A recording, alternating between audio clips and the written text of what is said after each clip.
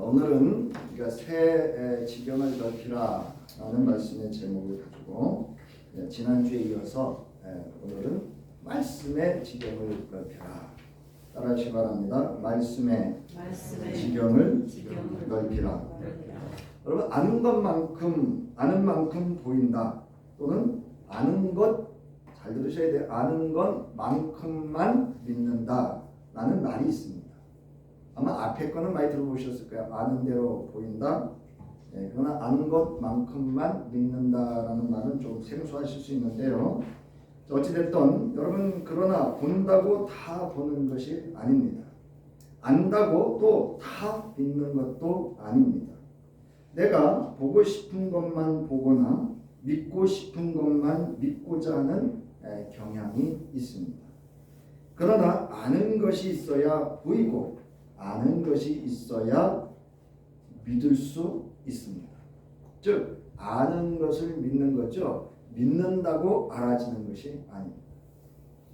어떤 성도는 예수를 믿은 지 얼마 되지 않았어도 그 신앙이 성장하고 성숙해져 가는가 하면 수년간 예수를 믿으며 셀 수 없을 정도로 예배하고 설교를 듣고 직분을 받는 등 교회 다니고는 있지만 변화가 없기도 합니다. 심지어 예수 믿기 전이나 믿은 후 별 차이 없이 생각하고 살아가고 있는 것을 볼 수 있습니다. 그것은 예수를 믿은 후 예수를 아는 지식으로 새로워지지 않았기 때문입니다. 오늘 10절 말씀을 보면 이렇게 되어 있습니다. 새 사람을 입었으니 이는 자기를 창조하신 이의 형상을 따라 뭐에까지? 지식에까지 새롭게 하심을 입은 자다. 이렇게 말씀하고 있습니다. 그러니까 저나 여러분이나 내 신앙과 어떤 삶의 방식과 또 나아가서 나의 인격과 어떤 삶의 존재성에 변화가 없다고 하는 것은 내가 새로운 하나님의 지식으로 새롭게 하심을 입지 못했기 때문입니다. 자, 오늘 바울은 본문 10절에서 이처럼 말씀을 하고 있습니다. 새 사람을 입었으니 이는 자기를 창조하신 이의 뭐를 따라? 형상을 따라. 이건 형상이라고 하는 것은요, 여러분, 그 인격과 그 삶의 방식.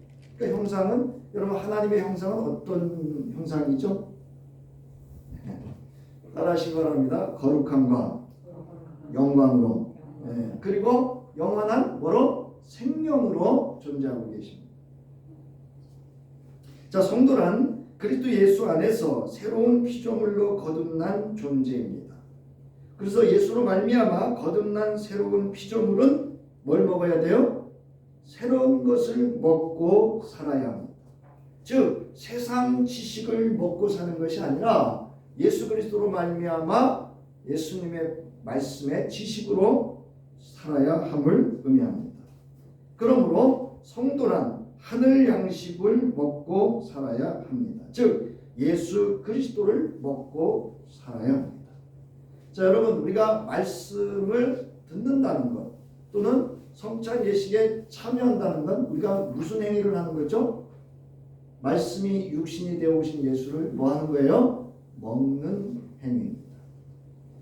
자, 예수께서 광야에서 성령에게 이끌려 마귀에게 시험을 받을 때에 40일을 밤낮으로 금식한 후에 굶주림으로 허기진 상태에 놓여 있을 때 마귀에게 마귀는 네가 만일 하나님의 아들이거든 명하여 이 돌들로 빵이 되게 하라는 유혹을 받습니다. 자, 예수께서는 사람이 빵으로만 살 것이 아니요 하나님의 입으로부터 나오는 모든 말씀으로 살 것이다. 이렇게 말씀을 하셨습니다. 여기 굳이 그냥 말씀이라고 안 하고 여호와의 하나님의 입으로부터 나오는 말씀이라고 하지 않고 뭐라 그랬어요? 모든 말씀으로 살 것이다. 이렇게 말씀하셨다는 것도 우리가 주목해야 할 말씀입니다. 자, 요한복음은 하나님의 아들로서 말씀이 육신이 되어 생명의 빵으로 오신 예수 그리스도를 증언하고 육신의 생명을 유지하기 위해 날마다 양식과 물이 필요하듯이 영적 생명을 위해선 영적인 양식과 음료인 예수 그리스도의 살과 피를 먹어야 함을 증언하고 있습니다. 그래서 여러분 공강복음서에서의 오병이어의 기적이나 또는 7천 명을 먹였던 7명이어의 기적이나 그래서 4천 명을 먹였던 이 모든 사건들은 궁극적으로 예수가 하나님의 말씀의 생명의 빵이심을 증거한 사건인 줄 여러분 믿으시기 바랍니다. 네. 자, 요한복음 6장 35절에 보면 나는 생명의 떡이니 내게 오는 자는 결코 줄이지 아니할 터요 나를 믿는 자는 영원히 목마르지 아니하리라. 또한 진실로 진실로 너에게 이르노니 믿는 자는 영생을 가졌느니 내가 곧 생명의 빵이다. 그러니까 영생을 가진 존재는 누굴 먹어야 된다는 얘기예요? 생명의 빵이신 그리스도 예수를 먹어야 함을 말씀하고 있습니다. 자, 그러면서 모세 시대에는 하늘에서 내려온 만나를 먹어도 죽었지만 예수께서는 생명의 빵이기에 당신을 먹는 자는 죽지 않고 어떻게 한다 그랬어요? 영원히 살 것이다. 이렇게 살리라 말씀하셨습니다. 나는 하늘에서 내려온 살아있는 빵이니 사람이 이 빵을 먹으면 영생하리라. 내가 줄 빵은 곧 세상의 생명을 위한 내 살이니라 하시니라. 여러분 빵도 생명이고 피도 뭐죠? 네? 피도 생명입니다. 2023년 새해는 예수 그리스도 안에서 새 지경을 넓히라입니다. 지난주는 사무엘상 1장 9절로부터 18절을 본문으로 기도하는 한나를 통해서 기도의 지경을 넓히라는 말씀의 제목으로 우리가 말씀을 들었습니다. 자, 오늘 읽은 본문을 통해서 말씀의 지경을 넓히라는 제목으로 말씀을 전하고 들으며 주님의 음성을 듣고자 합니다. 자, 오늘 본문은 바울이 골로새 지역의 신자에게 이전은 뭐예요? 예수 그리스도를 뭐 하기 전에? 믿기 전에 옛사람과 그 행위를 벗어버리고 새 사람을 입었으니 새로운 지식으로 새롭게 하심을 따라 살 것에 대해서 권면을 하고 있습니다. 그래서 이제 새 사람으로 이전 것을 버리고 새 사람으로 새 지식으로 새롭게 사는 것이 무엇인가를 이야기하고 있습니다. 그래서 크게 세 가지로 나누면 존재성에 대해서 이야기를 하고 있고 두 번째로는 어떻게 살 것인가라고 하는 겁니다. 그래서 존재는 여기 이제 존재성에 대해서 이렇게 이야기할 수 있습니다. 하나님이 택하시고 거룩하시고 사랑받는 자처럼 이렇게 되어 있어요. 그러니까 우리의 존재가 뭐라고요? 하나님의 택함을 받았고 거룩히 하심을 입었고 사랑받는 자라는 겁니다. 믿습니까? 제가 늘 가끔 그랬죠. 이거면 되지. 이거면 족하지. 여기서 이것으로부터 우리의 모든 존재와 신앙의 모든 삶은 이것으로 이 존재성으로부터 출발되어지고 실현되어지는 것입니다. 자, 그러면서 이제 이야기하는 것 중에 바로 이런 이야기를 합니다. 주님이 용서하심처럼 뭐하라? 용서하라. 이건 우리 성도 간에 지켜져야 되는 규례. 그러니까 서로 뭐하라고요? 용서하라는 거예요. 여러분 용서하려면 무슨 마음을 가져야 되죠? 따라하시기 바랍니다. 관용하는 마음. 내가요 마음이 좁아지면 용색해지고 인색해지면 용서 안 됩니다. 자, 그 다음에 그리스도의 평강이 너희 마음을 주장하게 하라. 그 다음에 그리스도의 말씀이 너희 속에 뭐하게 하라? 풍성히 거하게 하라. 그리고 하나님을 뭐하고? 찬양하고 하나님 아버지께 뭐하라? 감사하라. 이렇게 되어 있습니다. 이거를 이제 간단하게 지금 말씀을 좀 정리해서 말씀을 드렸고요. 세세한 내용은 여러분 원고를 참조하시면 도움이 되리라 봅니다. 자, 바울의 권명 중에 설교자는 말씀의 지경을 넓히기 위한 말씀으로 바로 16절에 보면 그리스도의 말씀이 너희 속에 어떻게 거하라고요? 풍성히 거하다라는 말이 뭐죠? 따라하시기 바랍니다. 살게 하다. 네. 그리스도의 말씀이 너희 속에 풍성하게 살도록 하라. 그럼 어떻게 사는 거예요? 여러분, 아이를 낳으면 그 아이에 대한 가족들의 사랑이 어떻게 되죠? 인색해요? 풍성해요? 그 집안에 풍성해지죠. 그런 것입니다. 그러니까 그리스도의 말씀이 내 안에 뭐 하라는 거예요? 풍성하게 하고 충만히 살도록 하라. 이런 의미입니다. 자, 그래서 이 말씀을 통해서 우리가 그러면 어떻게 하면 말씀의 지경을 넓힐까, 또 넓혀갈까라고 하는 것을 살펴보겠습니다. 첫 번째로 성서를 읽으라 입니다. 함께 하시기 바랍니다. 성서를 읽으라. 요한계시록 1장 3절에 보면 이 예언의 말씀을 읽는 자와 듣는 자와 그 가운데에 기록한 것을 지키는 자는 복이 있나니 때가 가까움이라. 그래서 제가 늘 말씀드리지만 이 성서의 구조에 있어서 중요한 거는 어디다 둔다고요? 앞에다 둔다고요. 네. 그래서 여기 보면 뭐예요? 읽는 자. 그리고 여러분 두 번째 듣는 자라는 게 뭐냐면요, 그것을 말씀에 이렇게 마음에 새긴다는 뜻이에요. 그냥 귀로 듣는다는 게 아니고. 네. 그 다음에 지킨다라고 하는 건 행한다는 거예요. 그러니까 말씀을 읽고 마음에 새겨서 순종하고 그 다음에 행동화시킨다는 거예요. 이것이 복이라는 겁니다. 여기서 이 예언의 말씀은요, 여러분 예수 그리스도의 계시를 말하고 있습니다. 자, 성서를 덮어놓지 말고 여러분 열어놓고 살아야 합니다. 일상 가운데 성서를 자주 보고 말씀을 읽을 수 있도록 해야 합니다.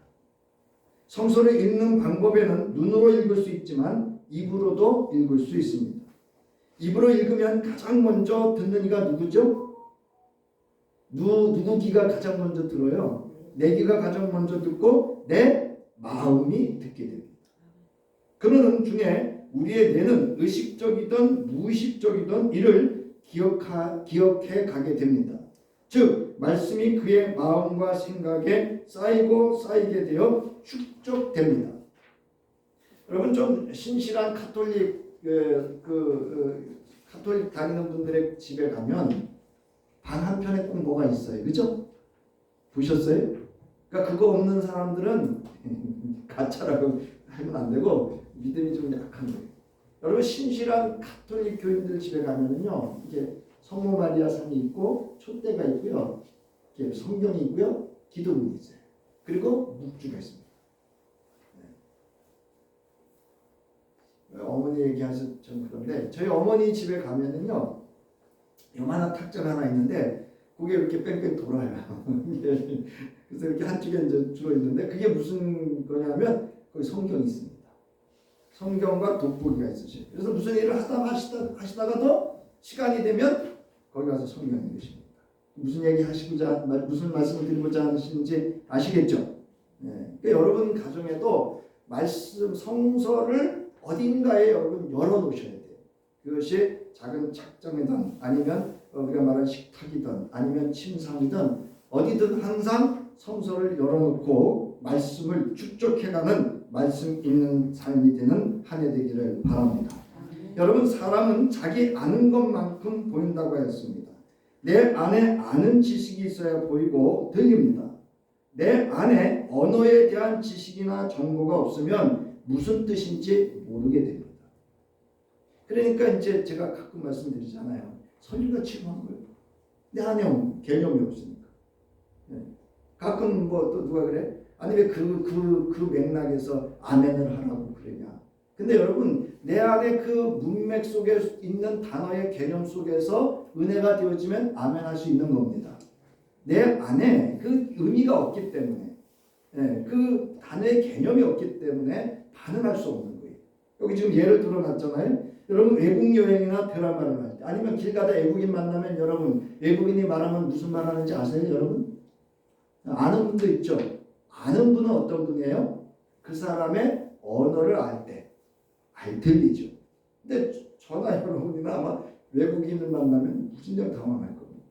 그리고 지나가다가 누가 드라마 얘기를 하는데 어제 저녁에 내가 본 거예요. 그럼 어떻게 되죠? 나도 모르게 귀가 가고 거기 참여하게 됩니다. 그러니까 지금 무슨 말씀이냐면 내가 아는 것에 반응하게 되어 있습니다.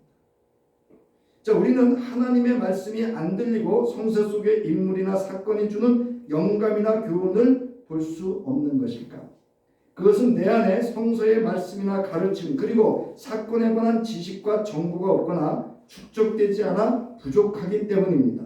이러한 부족함은 아는 것만큼 믿어지는데 바로 영향을 끼칠 수밖에 없습니다. 즉 아는 것이 없는데 무엇을 믿겠습니까? 하나님과 그리스도 예수에 대하여 아는 것이 없을 때 여러분 이 말씀을 잘 들어보세요. 출애굽한 이스라엘 백성이 그 지도자 모세가 보이지 않자 하나님의 형상을 만들어 여호와라고 부르며 그 앞에 제물을 바치고 예배하고 온 백성이 기뻐 뛰며 잔치를 했습니다. 번제와 화목제를 드렸습니다. 그런데 보세요. 하나님께서 뭐라고 말씀하셨죠? 노하시면서 저들이 뭐라고 했어요? 우상숭배, 가증함을 행했다. 그래서 어떻게 해요? 이스라엘 백성 모두를 다 어떻게 하시겠다는 거예요? 심판, 죽이겠다 이렇게 말씀하십니다. 저는 이 말씀을 대할 때마다 사실은 두렵습니다. 내가 만든 그 신, 그분을 하나님이라고 오늘 이 이스라엘 백성들처럼 하나님을 우상으로 숭배할 수 있다라고 하는 이것에 대한 우리가 경계를 하지 않으면요, 이런 위험한 신앙생활, 종교생활을 할 수 있습니다. 따라하시기 바랍니다. 하나님으로 믿을 수 있기를 바랍니다. 여러분 하나님을 있는 그대로 믿으셔야 돼요. 내가 만든 하나님을 내 방식대로 믿는 것은 여러분 우상 숭배입니다. 하나님과 그 말씀을 아는 것으로 믿는 것이 성서가 말하는 신앙입니다. 그 말씀이면 그냥 말씀으로 하나님으로 믿고 행하시면 됩니다. 니에미야서는 그 3차 포로 귀환을 통해서 이제 니에미야가 귀환한 유다 백성과 함께 성벽을 재건하며 많은 고난을 겪습니다. 근데 이 니에미야가 그 과정 속에서도 참 정직하고 진실하게 그 리더, 지도자의 지도력을 발휘합니다. 그것은 바로 하나님의 말씀이었습니다. 자, 그런가 하면 참 지도자의 영향력이 얼마나 중요한가 하면 이 지도자의 영향력을 받은 그 성벽을 재건하는 일에 참여했던 이스라엘 백성들이 느헤미야서 8장을 보면은요, 우리에게 말씀을 읽어달라 이렇게 말합니다. 그래서 이제 여러분 그 원고에 보면 느헤미야서 8장 5절부터 8절이 되어져 있는데 에스라가 모든 백성 위에 서서 그들 목전에, 여기 책이라는 말은 성경입니다. 모세오경이죠. 율법서를 펴서 이제 모든 백성이 일어섭니다. 여러분 이제 지금 저희는 안 합니다만은 일부 교회에서는요 성경 봉독할 때 어떻게 하죠? 다 일어섭니다. 여기 이제 오늘 이 본문에 있는 말씀을 이제 실행하는 거죠. 자, 그러면서 이제 하나님 앞에 하나님을 송축하고 하나님께 영광을 돌릴 때 모든 백성이 뭐 했다고요? 손을 들고 아멘을 한 번 했대요, 두 번 했대요. 네? 빨리 보세요. 두 번 했죠. 두 번 했다는 얘기는 늘 제가 말씀드리죠. 뭐 한 거라고요? 강조했다고. 헌신과 열정으로 하나님께 영광 돌리고 영접하는 그러한 그럼 보세요. 아멘 아멘 하고 응답하고 몸을 굽혀 얼굴을 땅에 대고 여호와께 경배하리라. 오늘 우리가 이거를 상실한 것 같아요. 교회에서 아멘도 어느 날 불현이 사라졌고 또 뭐 경배 예배 이것도 사실은 여기 보면 뭐라 그랬어요? 엎드려입니다. 그래서 제가 단어를 몇 개 정리해봤어요. 우리 단어 중에 이런 표현 있죠. 꼬리를 내리다. 꼬리를 내리다. 그 다음에 뭐죠? 머리를 숙이다, 몸을 낮추다, 무릎을 꿇다. 이런 표현이 있어요. 여러분 예배는 몇 번째 해당하는 거죠? 네? 무릎을 꿇는 행위입니다. 여러분 무릎을 꿇는다는 건 뭐죠? 내 뜻대로 마옵시고 너의 뜻대로, 당신의 뜻대로 하옵소서라고 하는 태도입니다. 자, 이제 그 8장 8절을 보면 이제 밑에 내려가서 보면 하나님의 율법책을 낭독하고 그 뜻을 해석하여 백성에게 그 낭독하는 것을 다 깨닫게 하였다. 여기 낭독이라는 단어가 나오는데 바로 읽는 것을 말합니다. 여러분 일주일 내내 말씀 한 절 안 읽고 접하고 대하지 않으며 신자로서 무슨 깨달음이 그에게 있겠습니까? 말씀의 양식을 취함이 없으니 신앙의 허언증과 신앙의 니플리 증후군 현상이 나타날 수 있습니다. 그 허언증, 니플리 증후군은 여러분이 참조하시면 됩니다. 여러분 말씀이 없는 신앙은요, 이거 나타납니다. 신앙은 말씀을 읽는 지금, 말씀을 믿고 순종하는 지금, 그 말씀을 지켜 행하는 지금의 사실인 실상이며 경험되어지는 증거임을 믿으시기 바랍니다. 여기 보세요. 히브리서 12장 1절부터 2절 함께 읽습니다. 시작. 믿음은 바라는 것들의 실상이요 보이지 않는 것들의 증거니 선진들이 이로써 뭐 한다고요? 증거를 얻었다는 얘기는 지금 경험한다는 거예요. 뭐를? 말씀을. 뭐로? 믿음을.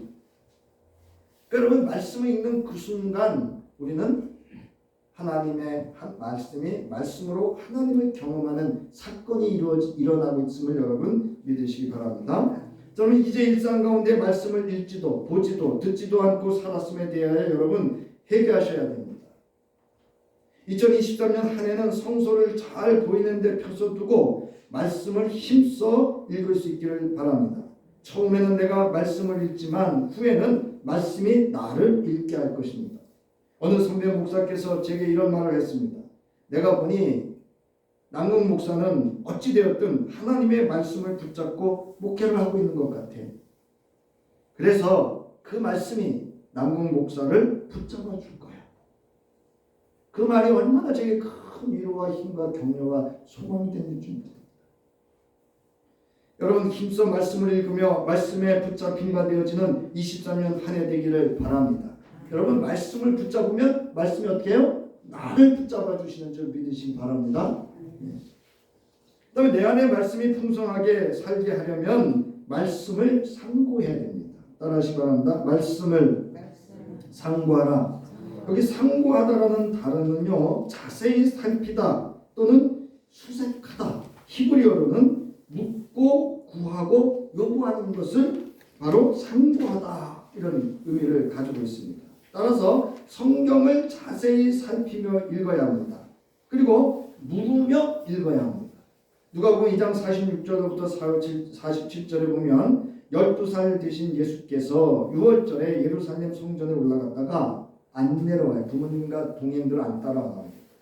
그때 이제 그 부모님이 찾아 나서서 갔더니 예루살렘 성전에 계신데 거기 이렇게 돼 있죠. 선생들 중에 앉으사 그들에게 뭐하고 듣기도 하시고 뭐도 하시니 묻기도 하시니. 여러분 듣는 게 없으면 물을 수가 없어요. 그리고 여기 보세요. 묻기도 하시니 듣는 자가 다 그 지혜와 대답을 놀랍게 여기더라. 바울의 강론을 들은 베레아에 있는 사람들은 너그러워서 간절한 마음으로 말씀을 받고 이것이 그런가 하여 날마다 성경을 상고하였다. 이렇게 사도행전 17장 10절부터 11절에 기록하고 있습니다. 11절에 보면 베레아에 있는 사람들은 데살로니가에 있는 사람들보다 더 너그러워서 간절한 마음으로 말씀을 받고 이것이 그런가 하여 날마다 성경을 뭐 했다고요? 상고했다. 여러분 내 마음이 옹색하고요 인색하고 마음이 우울하고 불안하고 근심 걱정 염려 이걸로 가득 차 있는데 무슨 말씀이 들어와요? 여러분 우리의 마음을 넓히시기 바랍니다. 자꾸 의식적으로 넓혀야 돼요. 반응하는 마음을 이렇게 가져야 돼요. 그래서 먼저 자기 이해가 되어야 되고 어제 제가 좋은 그 강의를 하나 들었어요. 세바시라고 하는 강의인데 그 변호사인데 제가 중국 소속에서 책을 한 권 구했는데요. 그분이 이런 이야기를 하더라고요. 사람은 잘 들으세요. 사람의 뇌의 구조가 있는데 그게 뭐냐면 100번 잘하다가 한 가지를 잘못하면 그 한 가지를 기억한대요. 무슨 얘기인지 아시겠어요? 부부가 살아가면서 여러분 사랑합니다, 고맙습니다 이러다가도 어느 한 가지 딱 걸리면 뭐 하자 그래요? 이혼하자 그랬잖아요. 그동안 99가지 잘 살아왔는데 뭐 한 가지 딱 걸리면 이게 되뇌의 자기 방어 기제랍니다. 일종의. 그래서 따라하시기 바랍니다. 사람은 어쩔 수 없어. 이거 뭐 하는 얘기예요? 99가지를 기억하라는 거. 그 말씀을 들으면서 저도 이해가 됐고 이타적인 이해도 가능해질 수 있는 기회가 되어서 상당히 좋았습니다. 자, 여기 보면 상고하다라는 말은 여기 이제 사도행전 17장에서 상고하다라는 말은요, 조사하다, 검토하다라는 말로 성경을 자세히 살펴보다라는 의미를 나타냅니다. 여러분, 제가 지금 이제 이렇게 원고를 드리고 이러는 이유가 사실 지금 상고하는 훈련을 시켜드리는 겁니다. 근데 여러분이 말씀에 읽음이 없으면 이 상고하는 일에 참여하기가 쉬울까요? 어려울까요? 어렵습니다. 왜 하지?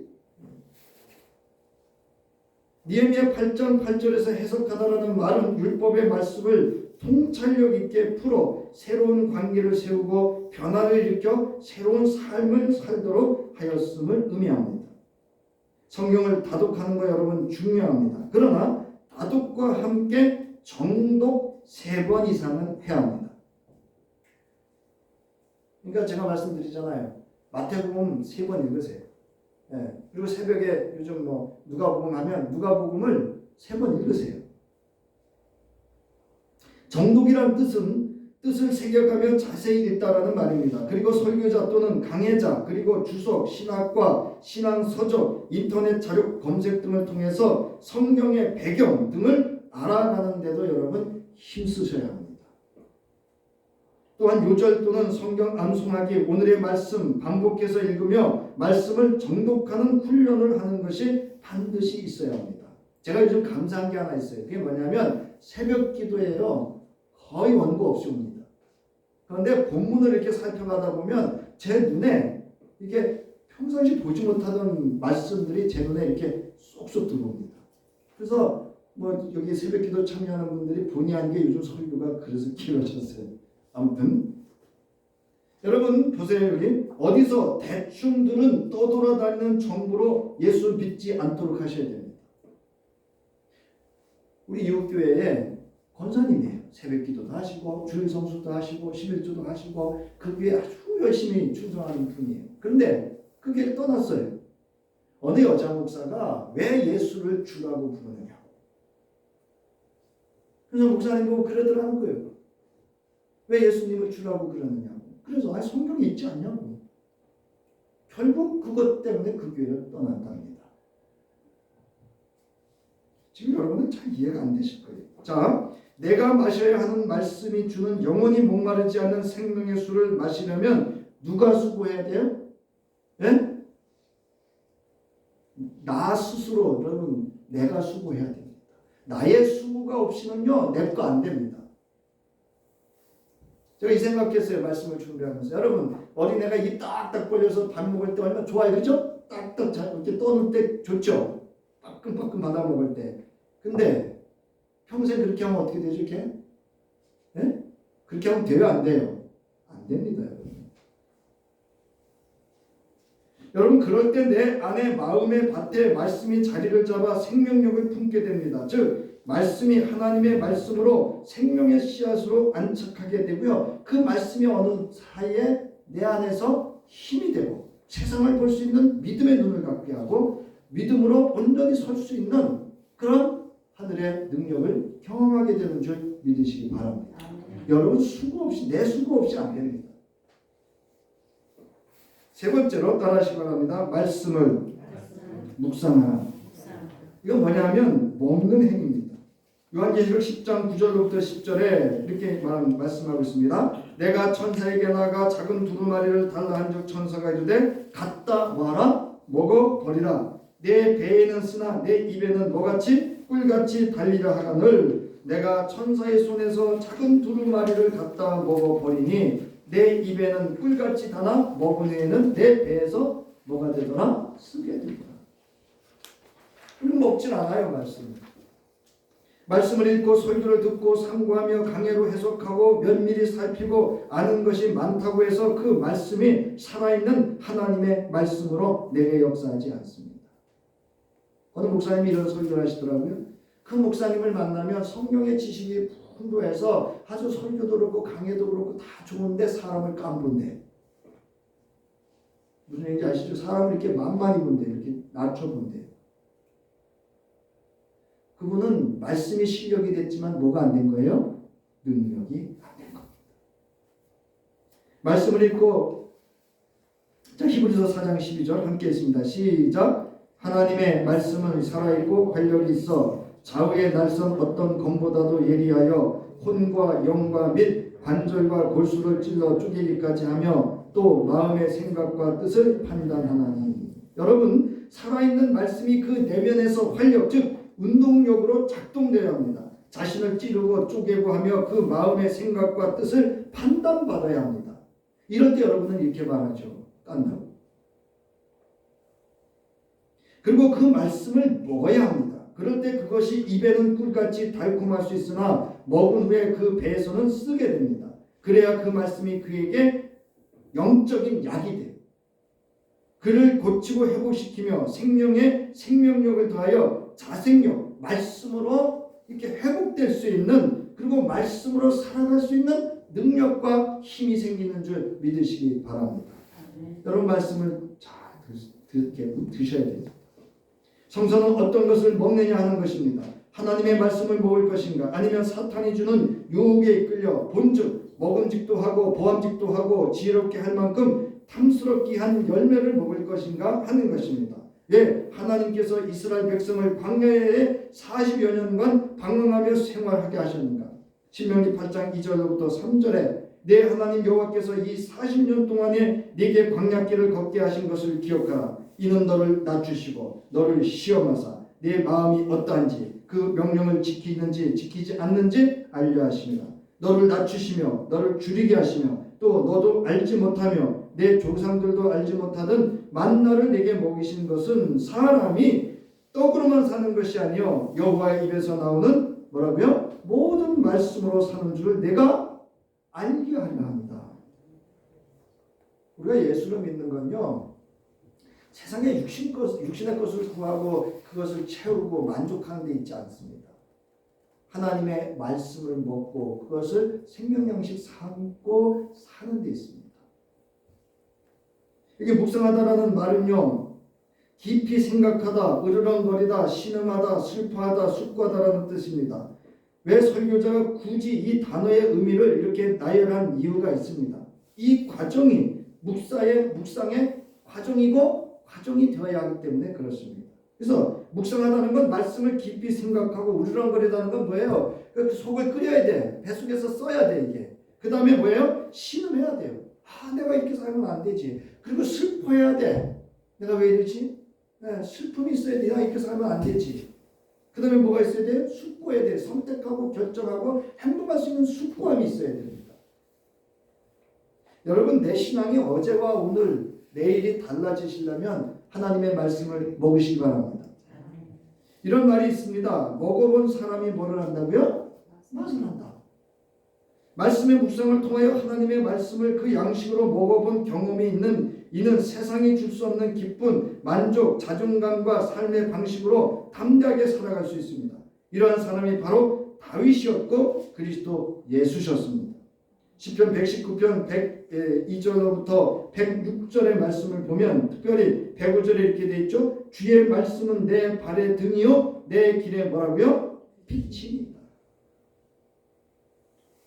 앞서 이야기했던 이스라엘 백성에게 회개할 것을 촉구했던 사무엘이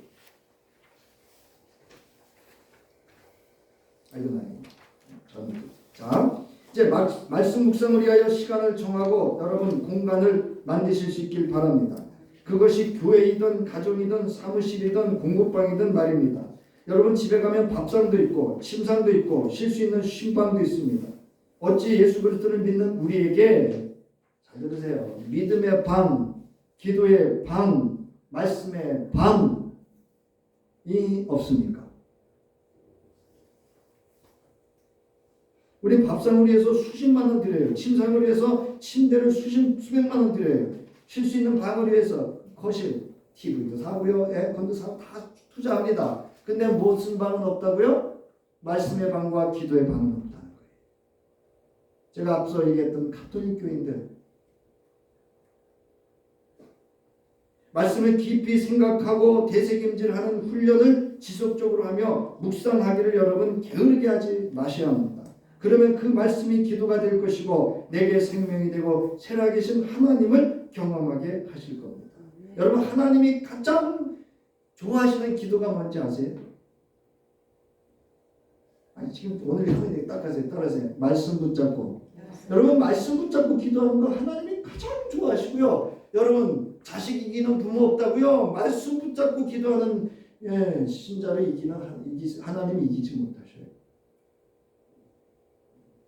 시편 19편 14절 시작. 나의 반석이시여 나의 구속자이신 여호와여 내 입의 말과 마음의 묵상이 주님 앞에 연락되기를 원합니다. 여러분 내 안에 세상이 충만해. 그럼 뭐가 나올까요?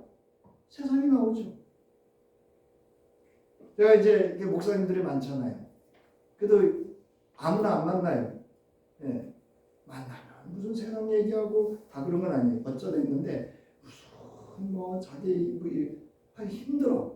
근데 어떤 분들은 만나면요 말씀 이야기하고 간증하고 그리고 목회 어떻게 하는 게 좋을지 같이 고민하고. 나는 바라옵기는 주의 성도님들도 그런 분들 만나실 수 있기 바랍니다. 부동산 투기 쫓아다니고 이러지 마시고. 이제 말씀을 결합합니다. 2023년 한 해 여러분 말씀의 지경을 넓힐 수 있기를 바랍니다. 그러기 위하여 성서를 읽으시고 말씀을 상고하시고 말씀을 먹는 묵상의 삶이 있기를 바랍니다. 그러면 그리스도의 말씀이 내 안에서 풍성하게 사시게 될 겁니다. 그리스도의 말씀이 말씀으로 살아갈 수 있도록 나를 고치실 것이고 회복시켜 주실 것이고 힘을 주셔서 능력 있는 그리스도의 삶을 살게 하실 겁니다. 말씀이 육신에 우리 한가운데 거하시는 주님께서 말씀하셨습니다. 내가 문이니 누구든지 나로 말미암아 들어가면 구원을 받고 또는 들어가면 나오면 뭐를 얻는다고요? 여러분 교회 왔다가 가시면서 여러분 꼴을 못 얻어 가시면 안 됩니다. 아멘? 무슨 말씀이라도 하나 붙잡고 그거 하나 밑줄이라도 하나 그어놓고 가셔야 됩니다. 왜 오셨다가 빈손으로 빈 마음으로 빈 몸 그냥 가십니까? 여기 보세요. 도둑이 오는 것은 도둑질하고 죽이고 멸망시키는 것뿐이요 내가 온 것은 양으로 생명을 얻게 하고 그것도 어떻게 한다고요? 더 풍성히 얻게 하려는 것입니다. 2023년 그리스도 예수를 향한 나의 믿음과 첫사랑이 그 말씀으로부터 언제 어떻게 왜 떨어졌는지 여러분 생각해 보셔야 됩니다. 그리고 회개하셔야 됩니다. 그리고 말씀으로 돌아오셔야 합니다. 이건 저나 여러분이나 동일한 말씀입니다. 그리고 요한계시록 2장 4절로부터 5절 에베소 교회를 향하여 이렇게 말씀하십니다. 내가 너희를 책망할 것이다. 너희 처음 사랑을 버렸다고요. 그 다음에 그러므로 어디서 떨어졌는지를 생각하고 뭐하고 회개하여 처음 행위를 가지라. 만일 그리하지 아니하고 회개하지 아니하면 내가 내게 가서 내 촛대를 그 자리에서 옮길 것이다. 바라옵기는 우리 거드립교회 주의 성도들 저나 여러분이나 처음 사랑 회복하실 수 있기 바랍니다. 그러기 위해서 여러분 회개를 머뭇거리시면 안 돼요. 말씀으로 돌아오는 것을 머뭇거리시면 안 돼요. 말씀을 읽고 상고하고 묵상하며 말씀을 붙잡고 내 안에 그리스도의 말씀이 풍성하게 하실 수 있어야 합니다.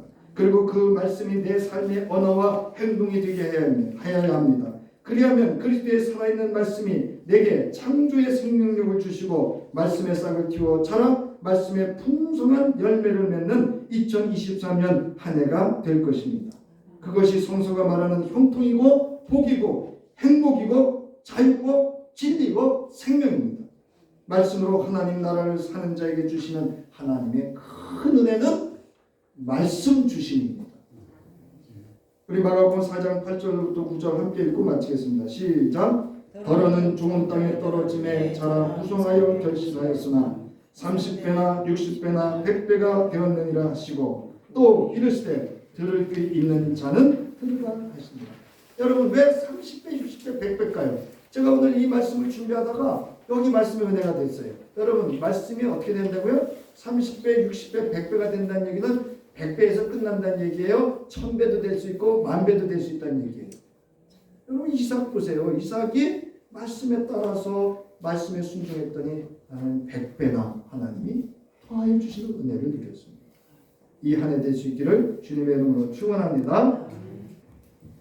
이제는 말씀이 육신이 되어 이 땅에 우리로 하나님의 사랑을 들려주시고 경험하게 해주신 우리 주 예수 그리스도의 구속의 은혜와 자비와 긍휼과 그 은혜로 언제든지 우리를 그 품에 품어 안으시고 말씀으로 우리의 길이 되어주시고 등이 되어주시는 하나님의 무한하신 사랑과 인도하심이 또 우리를 도와서 말씀이 그 안에 풍성히 살아갈 수 있도록 내주하셔서 충만과 능력으로 역사하시는 성령의 함께하심과 도우심이 이제 2023년 새해 말씀의 지경을 넓히기를 성서를 읽고 상고하고 묵상하며 말씀과 함께 살아가기를 결단하는 저희들과 저희들의 가정과 기업과 자녀와 손들과 직장과 모든 삶의 터전 위에 이제로부터 영원히 함께 하시기를 간절히 축원하옵나이다.